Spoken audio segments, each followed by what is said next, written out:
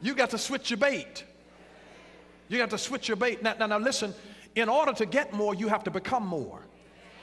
Because we are 3/4 water, and water seeks its own level.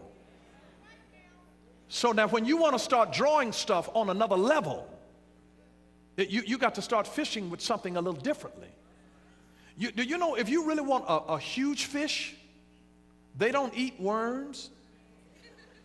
Only the little tiny fish that are up toward the surface of the water eat those worms.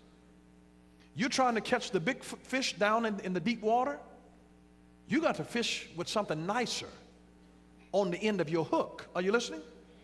When Jesus said, I make you fishers of men, it becomes our responsibility to make ourselves attractive. And sometimes we will walk out in our Christianity and present it to the world. And the world says, I don't want that. If that's what Christianity is, keep it. Mahatma Gandhi said that if the world were introduced to the Christ of Christianity, it would receive him. But instead, the world is introduced to the Christians of Christ, and it rejects him. And so we are sometimes the only Bible that this careless world will ever read.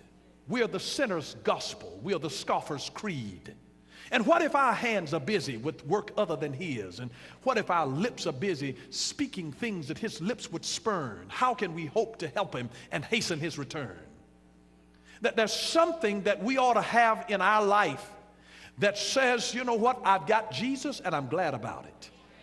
That there's a victory in my life. I deal with trouble, I deal with disappointment, I deal with discouragement just like everybody else. It doesn't mean that because you get saved you're not going to have any trouble and you're not going to lose some money sometimes and get in bad relationships, but it does mean that you draw closer to God. You ought to become sweeter through your trials. Your sicknesses, when you've gone through sickness and had to be nursed, it ought to make you more compassionate, tender, and empathetic toward other folks that's going through something else.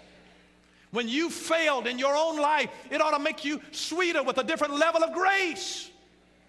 To say, God, love through me, love through me. Do you realize that when a person least deserves love, that's when they need it most? And instead of coming with a judgmental finger of condemnation, pointing it down in their face, saying, you're going to hell, you're going to hell. And I've seen them, sometimes Christians say that with a certain amount of glee in their voice. You're going to hell with gasoline underpants.